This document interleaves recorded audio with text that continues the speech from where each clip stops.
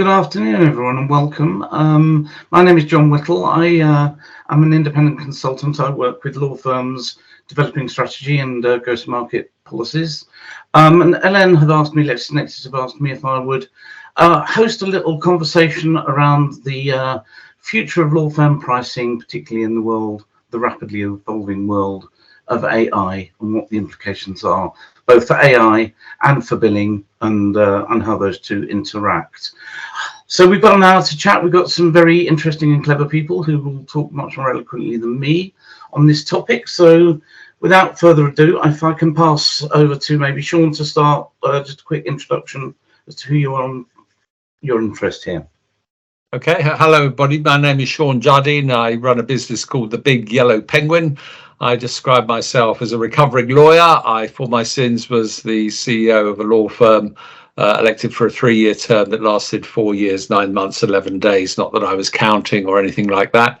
And when I turned 60 in October 2021, I decided that after having implemented value-based pricing at my firm as a project, that I would set up the Big Yellow Penguin and provide consultancy services to law firms predominantly that want to ditch the billable hour and have happier lives for their lawyers, their clients and their businesses. Thank you. Joanna, do you want to say hello? Hello, everybody. Yeah, my name's Joanna Kingston-Davies. I'm co-founder of the Match Group. The Match Group owns 5 law firms and a firm of patent attorneys. We have over 550 people. I think it's probably fair to say that I'm hopefully representative of a number of people who are joining today in that whole this idea and concept sounds great, but how do we actually achieve it?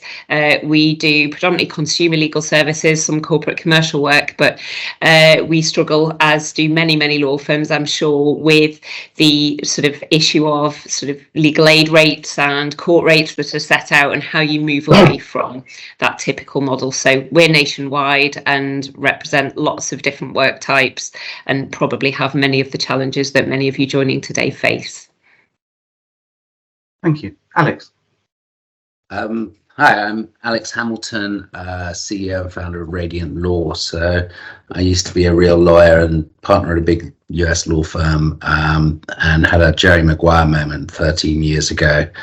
Set up Radiant Law as my attempt to shut this conversation down and just prove it's better with fixed price. So you can see that that can be added to my long list of failures in life.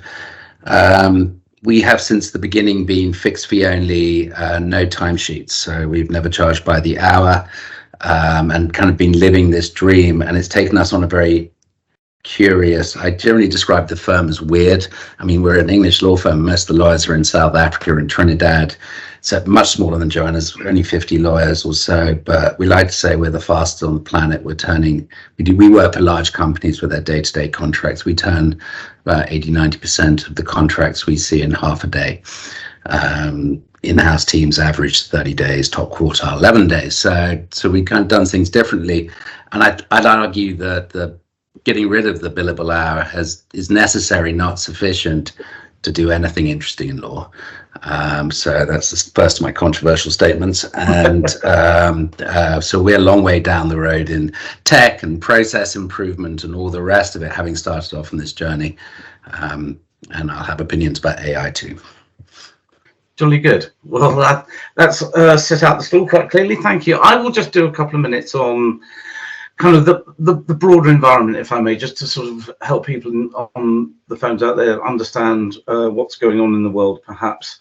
So LexisNexis is quite handy in this regard, that they do a number of quite useful research reports, one of which is the Gross Legal Product Report, which measures how big the market is and how big the total UK legal market is growing. So last year, there was 6% growth. The year before, there was substantial growth post-pandemic. This year, for 2024, they're forecasting a slowing of growth, so that the total legal market, the total value of the market in the UK, is going to grow at about 2%. So, as with the rest of the economy, there seems to be a slight contraction. So that puts the kind of the market for legal services in the UK in a position that's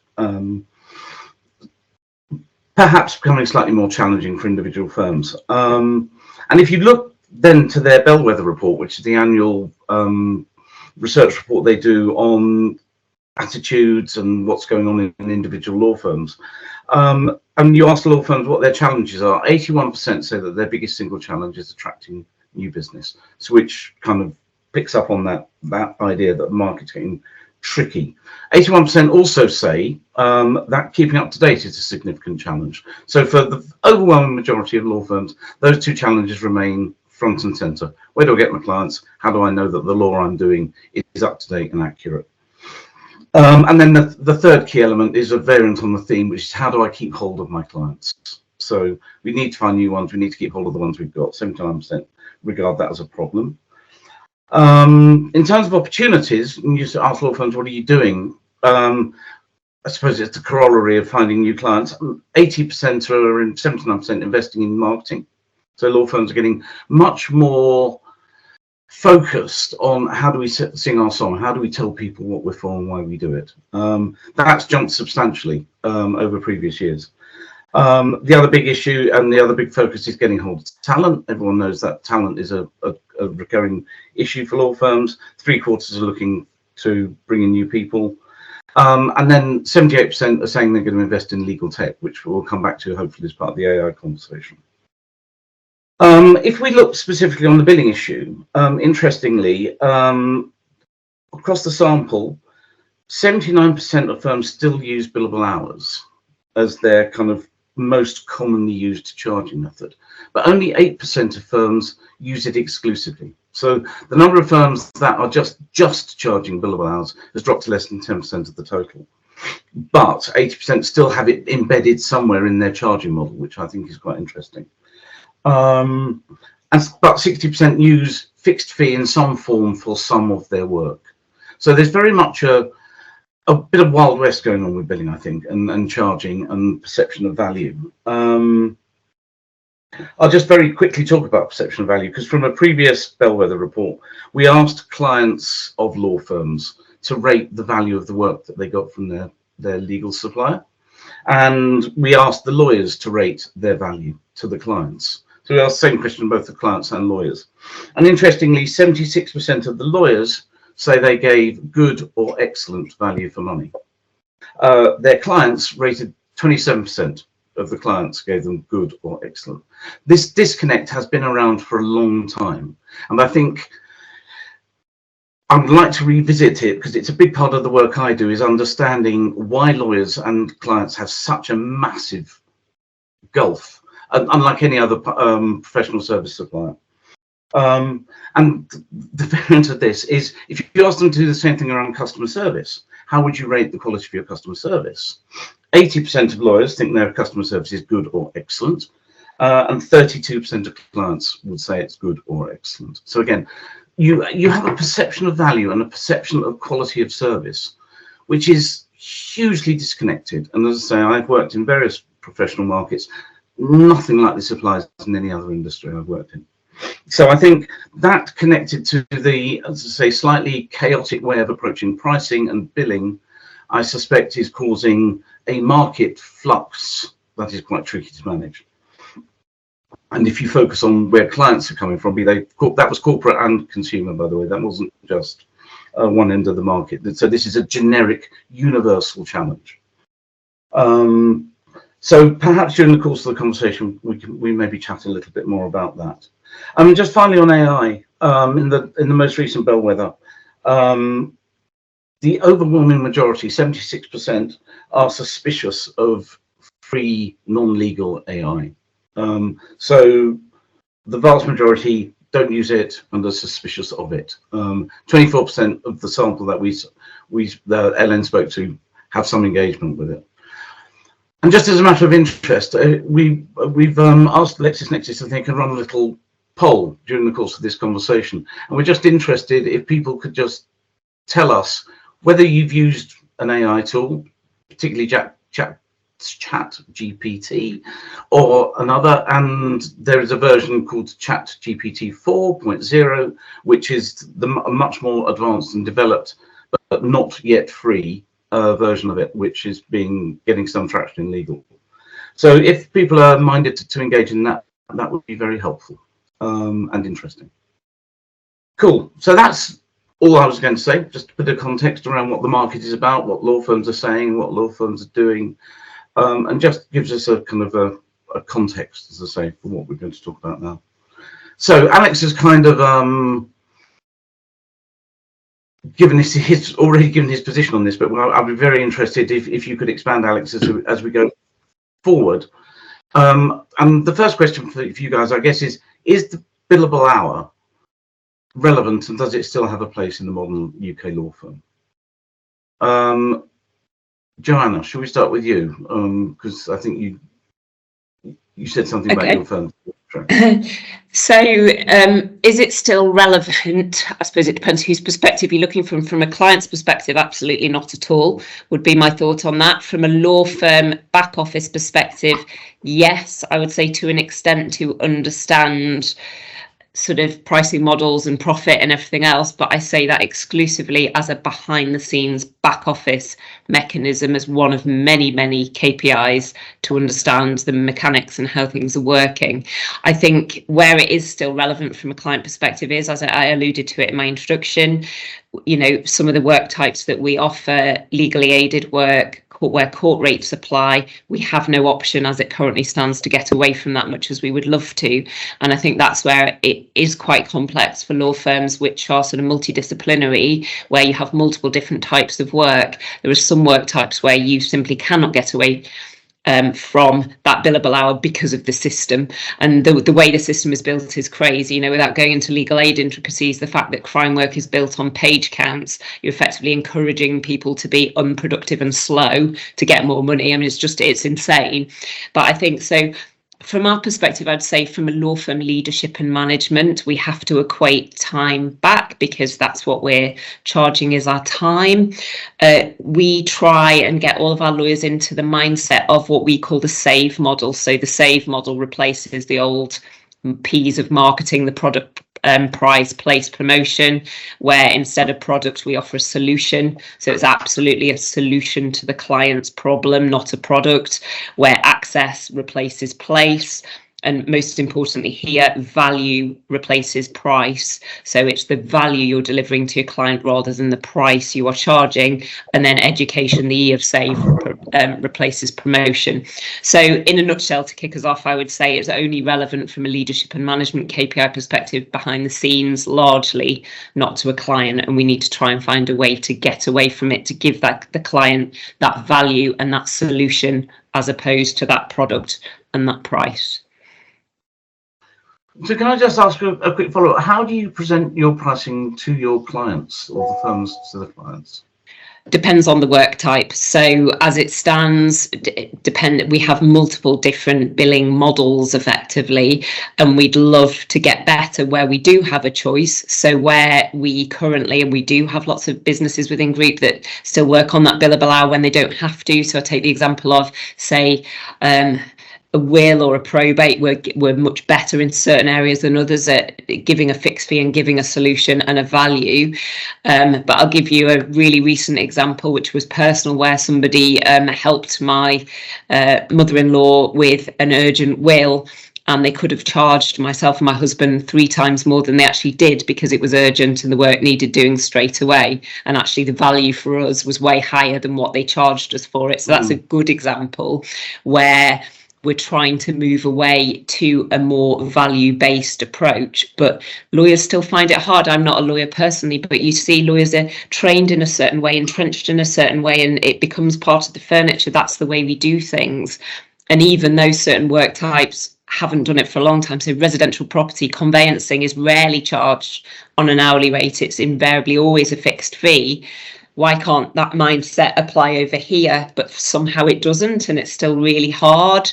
And even then, you know, the fixed fee is just a fixed fee, regardless of whether it's a very complex piece of work or a very simple transaction. There isn't that mindset of, I will tweak it based on the value proposition for my client. It's a one size fits all. And that's part of a cultural piece, I guess, about how confident lawyers are in their own ability to see solutions and value as part of their role rather than just the legal work. Actually, how we approach the cost of a job, of a transaction, whatever it may be, is a fundamental part of their role, but it's always seen as that's somebody else's problem. It's the finance team's role to embed that rather than our role to take a view on it. And they almost need to be given permission, I feel, to test it and to try it and to look at what works and think about it logically. They need to be given permission not to do it in the way it's always been.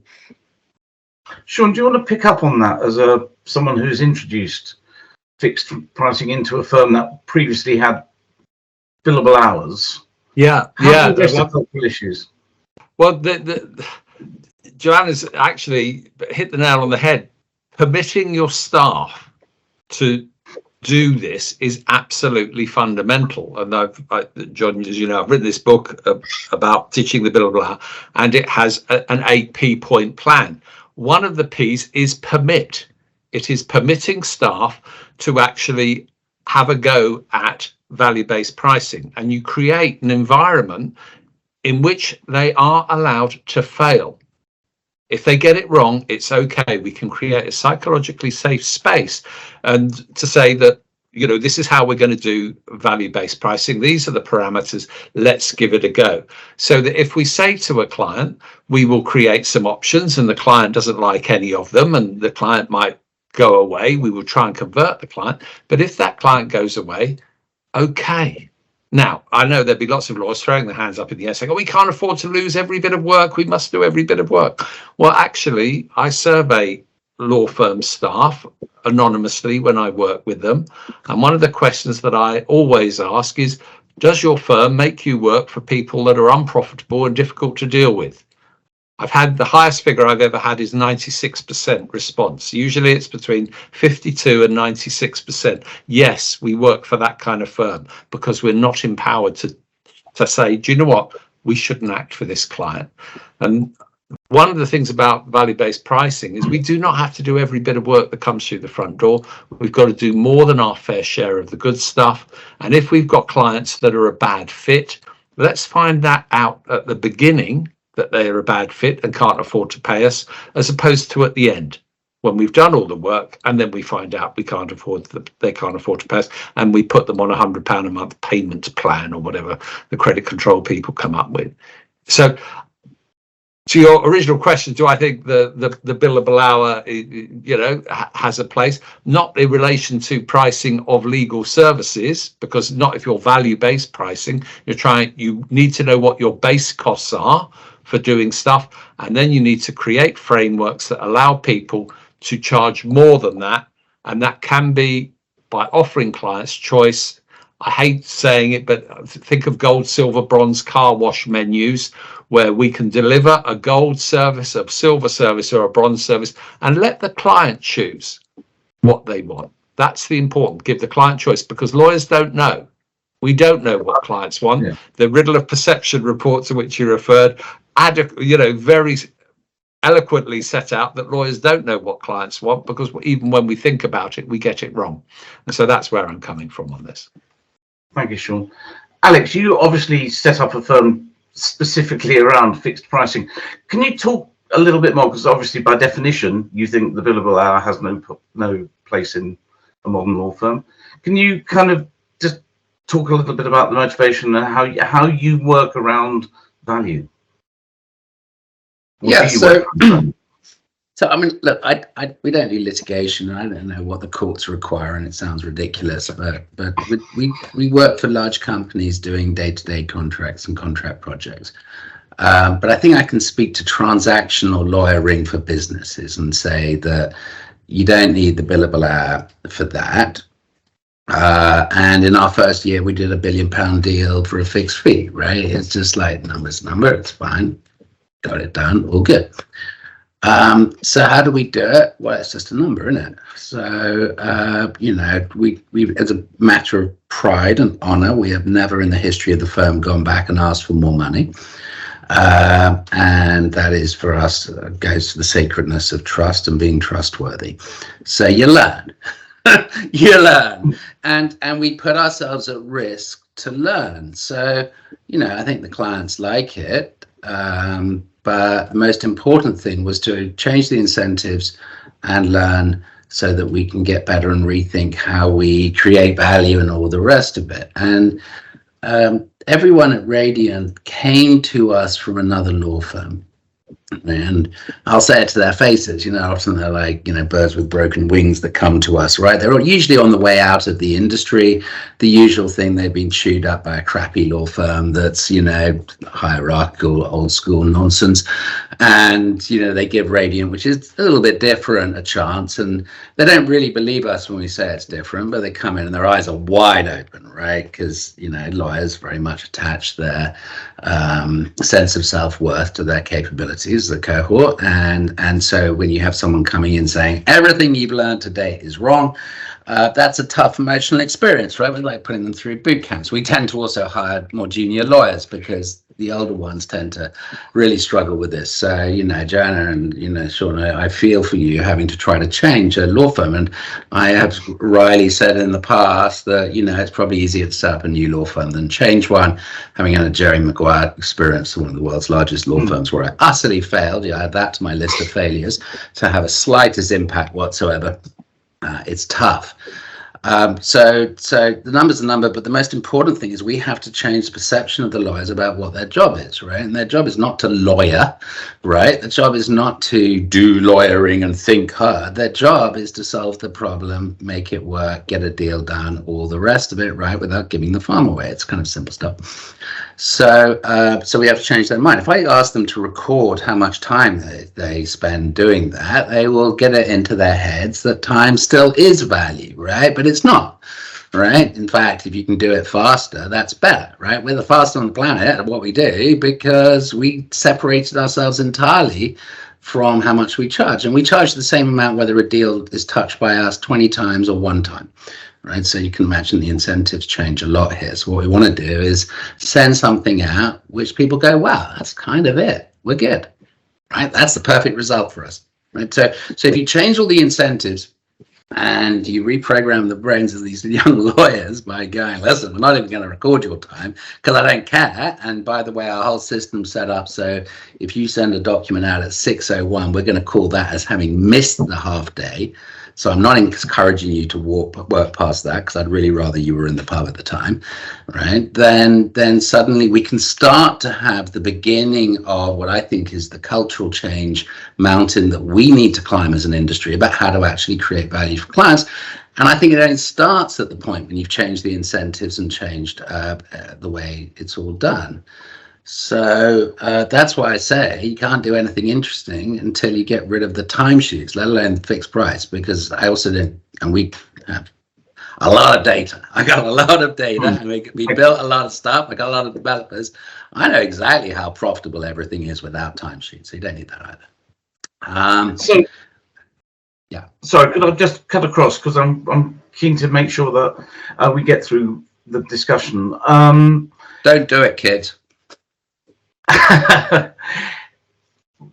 Alex's observation is interesting because clients clearly don't understand law firms. They don't understand the internal mechanics of law firms, and they don't understand how they end up paying for what they're paying. They don't know that. So, Shaun, is it your experience that the journey a law firm has to make is an internal cultural one, rather than an external market-driven one? To get to value-based pricing, it's a paradigm shift. It's a mindset change. Alex has pointed out that some of his older guards struggle with it. Younger lawyers will embrace it more. It is going on a journey. It is a change management project, and anyone who's been around a change management project will know it's tough. It's tough. I'm a great fan of John Cotter's book, Our Iceberg is Melting. That's why the business is called The Big Yellow Penguin, because it's all about change and embedding change and getting cultural change.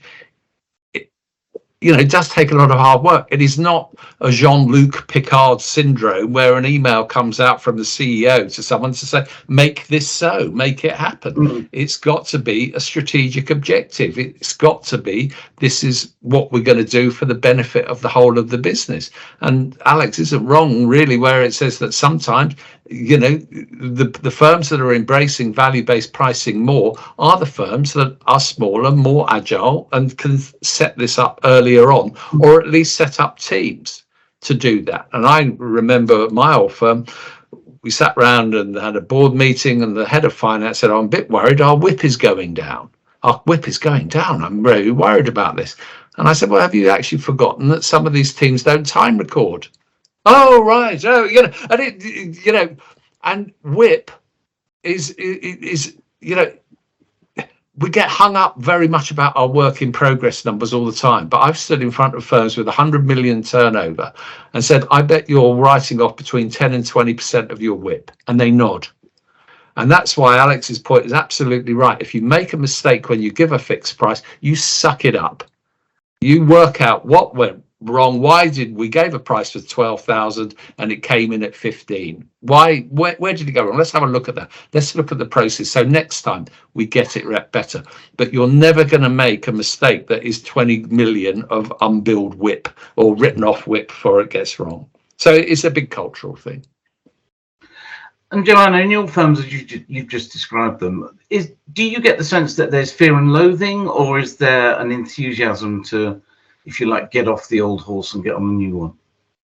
I think there's absolutely massive enthusiasm for it. I think it's a how do we do it, which is more of the challenge. How do we move away and how do we unlearn effectively? And, Alex has just alluded to it. It's when he has young lawyers or lawyers joining at end of career, even from a different business, it's very difficult to unlearn behaviours. And I think in many ways, for me, it's much bigger than sort of pricing or value-based pricing. It's that ethos of I am there to process the legal work and this bit isn't my role, this bit isn't my role. It's sort of almost deconstructing that and reframing it into the client is your responsibility. The client's happiness at the end of the day is your responsibility. So how do we deconstruct that? How do we rebuild it from the client's perspective? Because the legal industry is built by lawyers for lawyers. You look at practice management systems, we talk about this all the time. The fact that the milestones along the way are totally irrelevant. The client doesn't care about the searches on a conveyance or the different legal milestones. They care about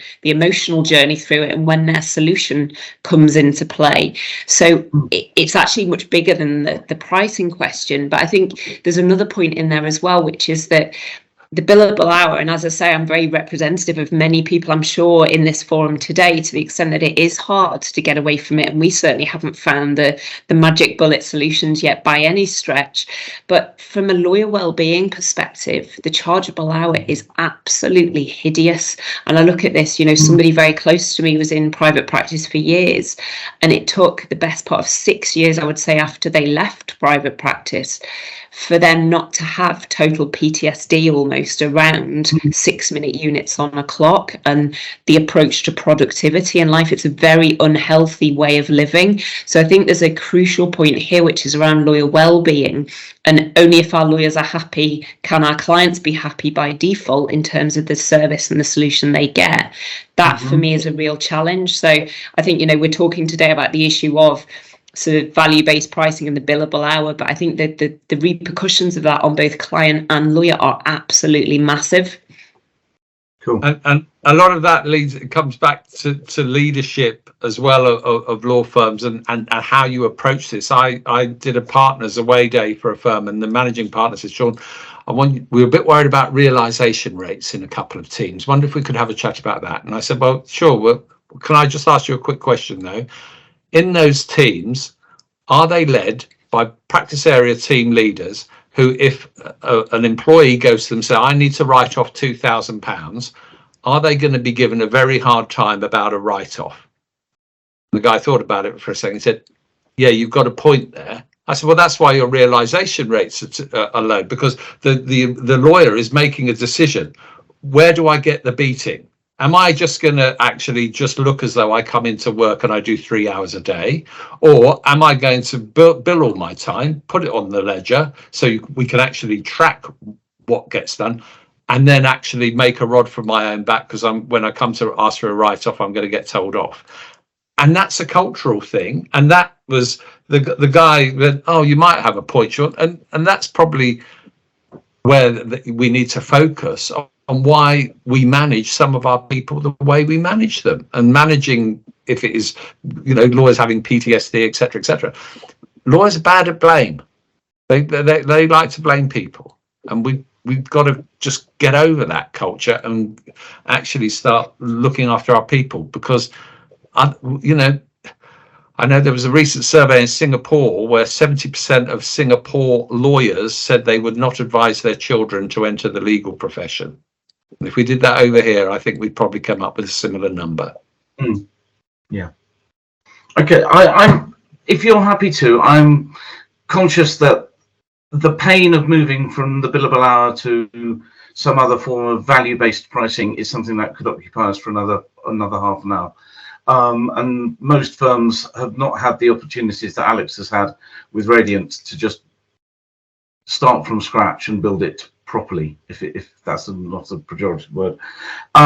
So I'm going to move on, if I may, to start a chat around the impact of generative AI, which has evolved from a sort of a discussion to an active problem, if you like, for law firms in the UK over the course of the last 3 to 5 years, but has ramped up and accelerated substantially in the last 12 to 18 months. I'm very interested in the right here, right now. What should small and medium-sized law firms be doing about, in your view, about generative AI? So from the ignore it, it's irrelevant, to if you don't move tomorrow, you're dead the day after. I'm just very interested in a kind of a headline view of where you think we're at right now with small and medium-sized law firms when it comes to generative AI. So maybe, Shaun, maybe I could start with you on that one. Okay. On the 6th of December last year, I spoke at the Westminster Legal Forum. The keynote speaker was Richard Susskind, and he was talking about what has happened with ChatGPT and generative AI. And he made the point, he said, look, it's going to make the here and now is it's going to make, it's not going to, he kind of threw away line. The here and now is it's not going to have a huge impact. It's going to make things a lot more efficient. It's not more efficient. It's going to take away some of the drudgery. He said, but the real impact is going to happen in 6 years' time. And I'm sitting there thinking, hang on, that's not a long time away in law firm evolution when you've got partners that want to retire and thinking about 6 years' time. He said, oh, it's going to make a drastic impact in 6 years' time. And he said that the neural networks that power these systems are doubling every 3.5 months. So where people now are saying, oh, it's rubbish, it's rubbish, it's rubbish, in 5 years' time, it's going to be 300,000 times better. So I think if I was running a law firm now, I would be saying to my people within certain parameters, I would like you to look at it. I would like you to play with it. And I can give you an example. We know, well, it's probably not Alex's bag in terms of cross-selling wills, but we know, take a perennial problem of law firms, how do you upsell a will to a client? Now, if we had a group of wills, trust and probate lawyers participating, said, give us some ideas. What are the questions we should ask and opportunities to upsell a will? We'd probably get 6 to 8 ideas. ChatGPT, the basic version, gave me 14 ideas this morning while I was preparing for this. We can interrogate it, ask questions, use it to prompt our way of thinking. It's not been designed to answer legal questions. I imagine people like LexisNexis and Thomson Reuters are designing platforms, walled gardens, where we can ask it questions. But at the moment, it wasn't designed for that. It wasn't designed for New York attorneys to use it for creation of briefs to counsel. But it can actually be used in a very constructive way to get you thinking about how you're going to process law, how you're going to run law firms, how you're going to speak to clients. So I think it's got a real value. Joanna, where do you sit on generative AI right now?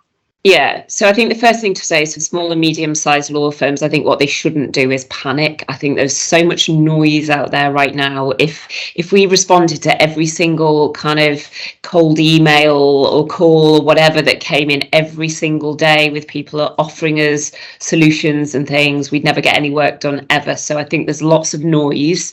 I think the best thing to do is to talk to your incumbent IT suppliers, because they guaranteed will know more, and to just take a step back and think about actually what genuinely is useful for your own business right now, and not get panicked about what the magic circle are doing, because their resource is totally different and their problems are totally different as well. So I think that would be the first thing I would say, is just don't panic. You're not alone. I think everybody's seeing things going on left, right and centre and not really sure where to start. I think just start with simple conversations would be my advice with your incumbent IT providers. What are they seeing? And sort of go to events and listen to what's being said. In terms of what we're doing at Mapped, we actually have a knowledge transfer partnership with Manchester University. We're 18 months into a 2-year project, and we're looking at AI very much from a client emotion and sentiment analysis perspective. So we see lots in legal around process, and absolutely AI has its place in improving process, automating work. But process automation isn't a new thing. That's been around for years and years and years. Generative AI hasn't suddenly changed that. That's been going for years. So the way we're looking at it is how we improve a client's journey, a client experience with us, by more closely using AI to adapt our set of precedents, the way we talk to a client, through better analysis of their emotional state, so that we can match our language more closely to them. So that's the way we're looking at it, because we predominantly consumer legal services, but it doesn't really matter whether your client is a business person. Everybody is human, right? So everybody has an emotional journey they go through a transaction, through a litigation, whatever it may be. So we're looking at it in that regard, to look at where we differentiate ourselves and how we add true value, which is just a bit different to looking at how we speed up a process, which we will obviously also do. That's really fascinating. Thank you, Joanna. I find that approach to AI and focusing it on the client's experience and the client's perception of value is a very interesting twist that I've not seen elsewhere. Alex, where would you stand at the moment on generative AI for law firms? I mean, I think you've got a month or two to put it in place, or you're bust by the end of the year. So, no.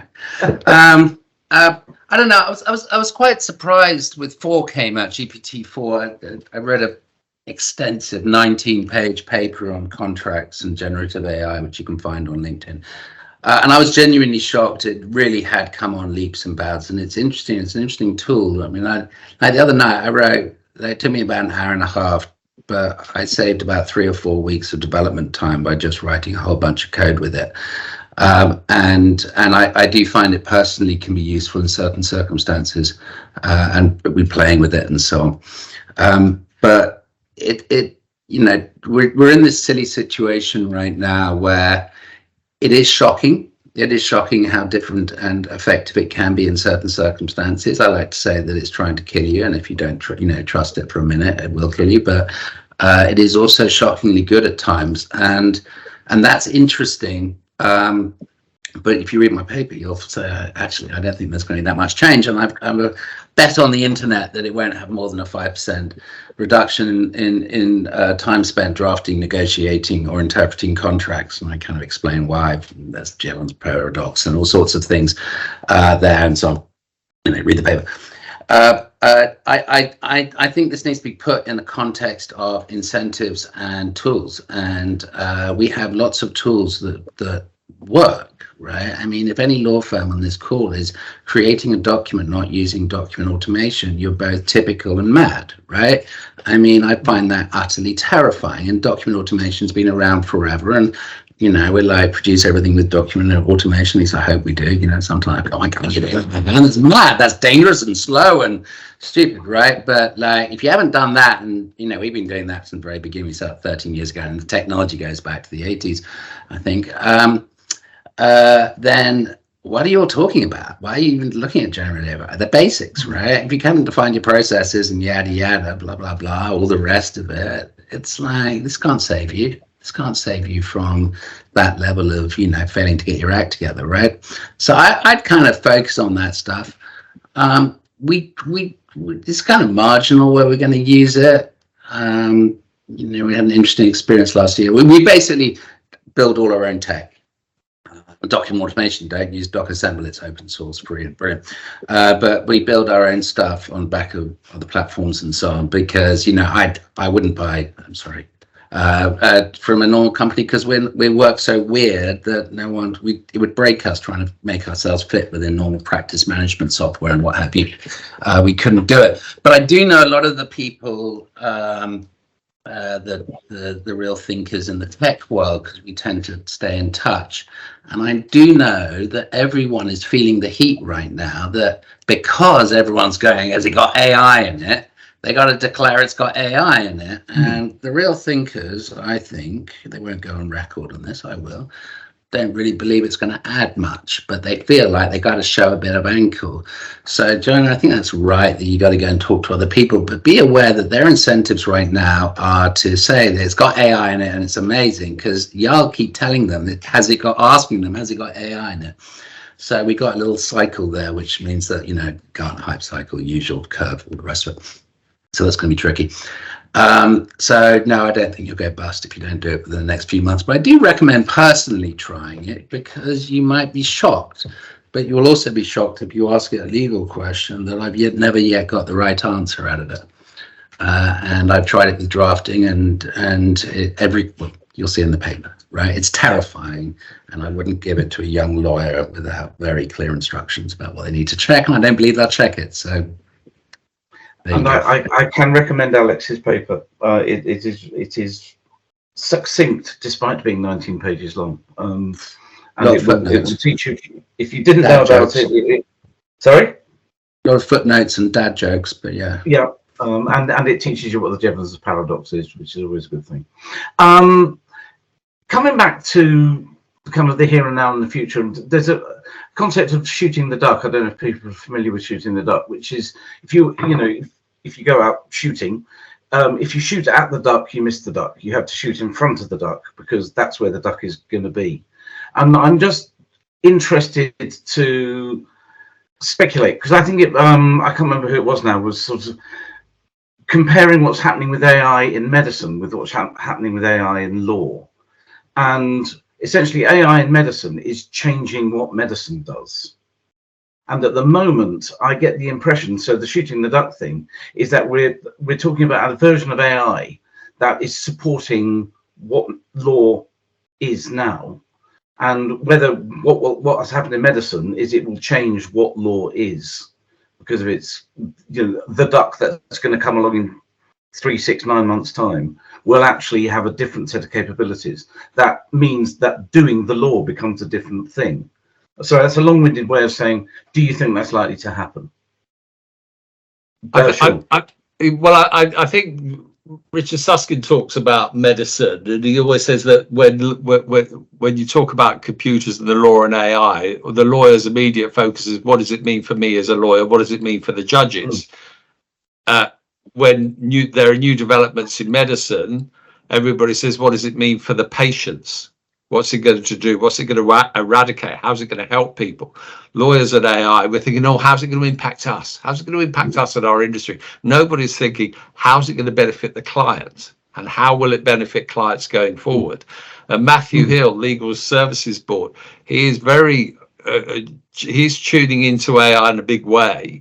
And he's saying, look, this has to be transparent. This is going to help. These tools, he genuinely believes, and how he's positioning himself seems to regulate the industry, is on the basis of there's an unmet need for legal services. AI can help do this, and lawyers who use AI will have to be transparent about what they're using, how they're using it, etc.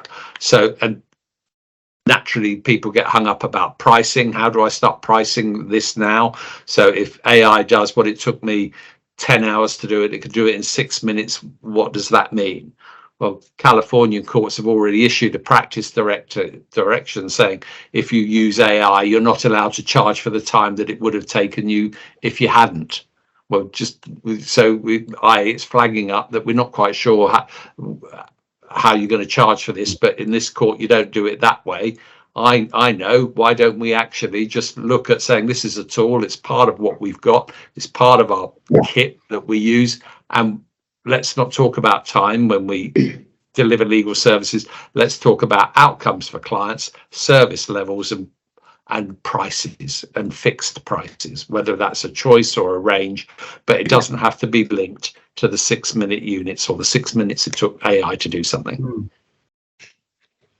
Cool. Yeah. Joanna, do you want to? Yeah, I mean, it's an interesting question, but I think for me, life is evolution. The legal sector has evolved forevermore. You know, you look at, I think lawyers probably felt the same. When did email come in 20, 30 years ago, whatever, when typewriters were eradicated, this is going to change. And it did change, it evolves. And, you know, but things evolved through COVID, things evolved through Brexit and the Ukraine war and Israel-Palestine, you know, life just evolves. So I think for me, AI, yes, certainly the pace of change is quicker. But that's just life again. Things accelerate, things do get quicker.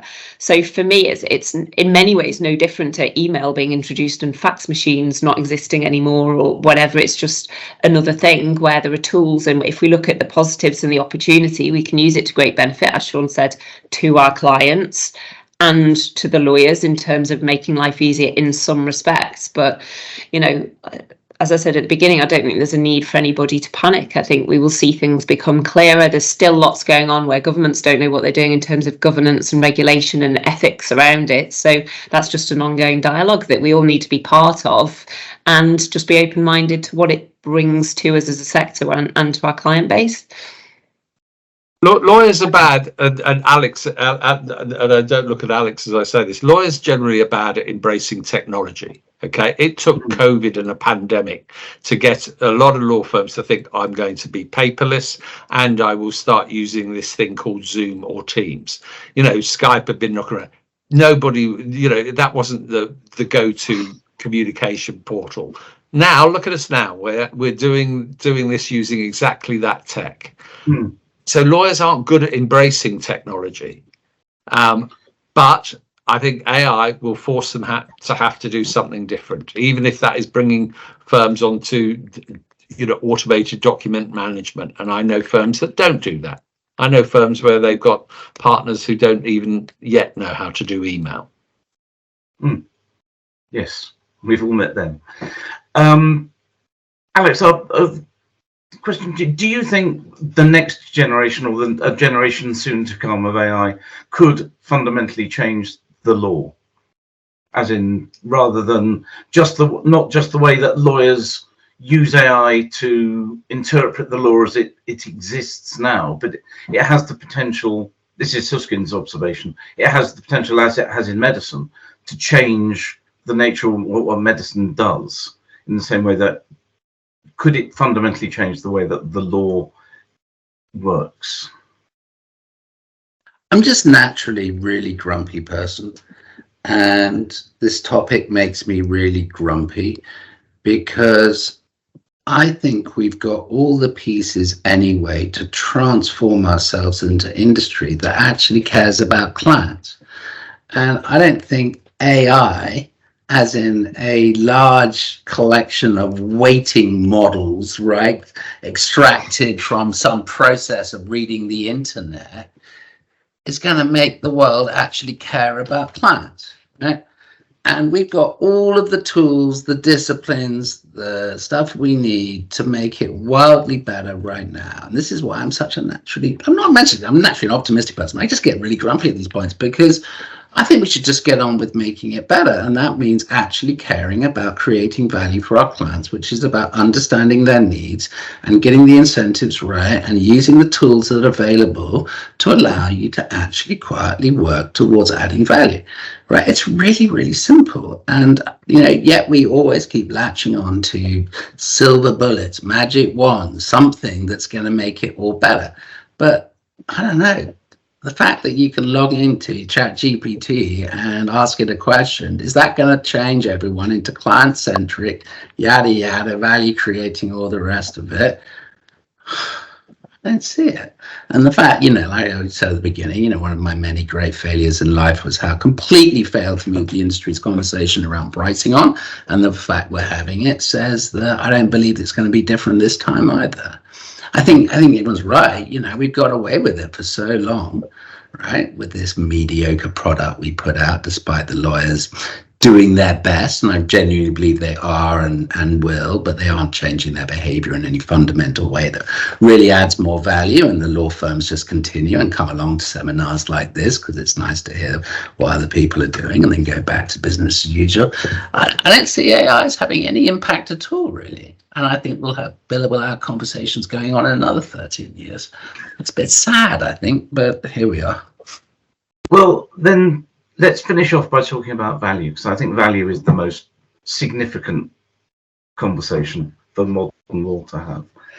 And to understand how lawyers can move from the model that Alex and Joanna have described, where you're kind of brought up in a culture which is about the inputs, not about the outputs, and understanding the value of the outputs to your client, because you're trained and every atom of your being is about the quality of the input that you're putting into the matter.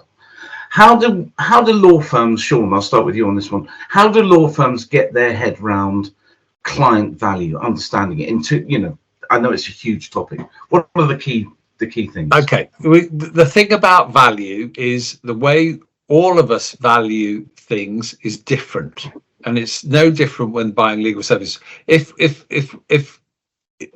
we all had the same view about everything, we'd all drive the same car. If it was all about being cheap, we'd all drive the same car. We'd all shop at Primark. We'd all go to the same supermarket, etc. It's not that, because value is complicated. It changes in context. It changes in relation to speed and delivery. It changes in relation to the client. And what lawyers do, the one thing we must do for value-based pricing, okay, is no one prices their own work in isolation. They've got to have two pairs of eyes on it. I will be far more bullish about pricing Alex's work than Alex will, because I'm not the one who's got to have the conversation with the client about the price. So we get two pairs of eyes on this and we start having these conversations about it. And I think realizing that we're not all the same. Value can be a feeling. Why do we buy fair trade bananas? They're more expensive, they're smaller. We buy them because we're doing our bit. We're doing our bit for a farmer in a far-flung country. And 9 times out of 10, we don't even read the label that much to work out what country it is. We're not that bothered, but we just do it for a fair trade. And it's because value is complicated, we just need to understand that not all clients are the same. So let's seek to price them differently, because some clients are a joy to work with, others are not. And if we start looking at our clients differently, and we start looking at our clients' workloads, and we start saying to our clients, our lawyers, can you delegate this? And giving them permission within a framework to come up with different pricing based on value, based on their workloads, based on whether or not they're going on holiday next week. Because if somebody says, I want this and I'm going on holiday next Wednesday, yeah, I'll do it for you, but I'm going to charge you more. Not necessarily doing the bottom basement price that I would have done 2 months ago when I didn't have any work on. And that's the thing. Prices will need to change. And quite often we need a framework that will allow us, as those that own and manage law firms, to have a process, design a process, and involve your people in that. One survey question that I always do is, when a new starter joins your firm, how is pricing induction? How is the pricing induction carried out? Vast majority of the answers always, it isn't, or I'm told what my hourly rate is. There's not people sitting down with them saying, here are our templates, here are our processes, here are our assumptions, exclusions, here's some examples of what we do. That doesn't happen in the vast majority of cases, and it needs to, because the quickest way to increase profitability is put up our prices. And Joanna, just very quickly, but just nipping back to what you were saying about the AI work you're doing with clients' emotional state. Is that for you, for your law firm, where the value that you add will come from? If you move away from billable hour to value-based pricing, is that the role that the client plays in determining value, or is that a different? It's part of it, yes, and it's a fundamental part of it for us as MAP. MAP stands for Make a Positive Difference, and we're not about the transaction, we're about that client experience and that client journey and getting better at it and listening to our clients.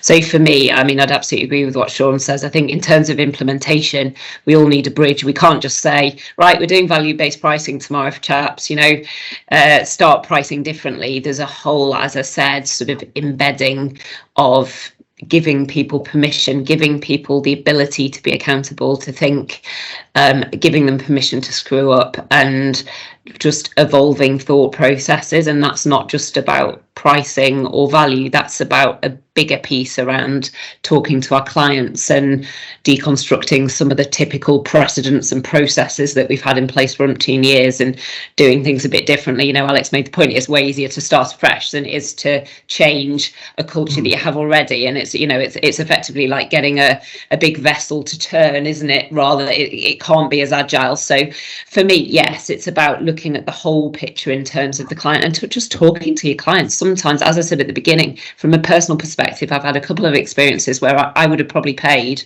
3 times over what I was charged. Had that very example last night for one of my children. I needed some urgent advice in the context of a local authority issue, and somebody who is a friend spoke to me at 8 o'clock last night. That for me was almost priceless. When it's about my child and it's 8 o'clock at night, I would have paid God knows what for that. And I think that's probably the same. So I think talk to your client, sort of listen to your people, allow your people to screw up, and talking to your client is part of creating that bridge from here to here. Awesome. Thank you very much. Is there anything that you've not said that you have, any of you have a crushing desire to share with the group that I've kind of closed down or prevented you from saying with regard to any of the things that we've been discussing? We've got a couple of minutes before we need to wrap up. Because if not, thank you very, very, very much. I found that hugely illuminating. These conversations are always fascinating, and we've kept virtually everyone on the conversation. I'm just looking at the numbers above the screen. So clearly, what you were saying was resonating. So I really appreciate that. This is a massive. There are so many things embedded in here, but I think just the closing observation I am getting is that law firms that genuinely understand their clients and the value of the reason that the client is engaging a law firm are the firms that are going to win. And pricing will drop out of that, and AI will just become part of that process, because AI is not going to tell you why a client is there. AI isn't going to tell you what the client's solution looks like. My guessing is that AI will only ever be a tool that a lawyer has to use. So everybody, thank you very much for your help, and thank you very much for your time today. Thank you.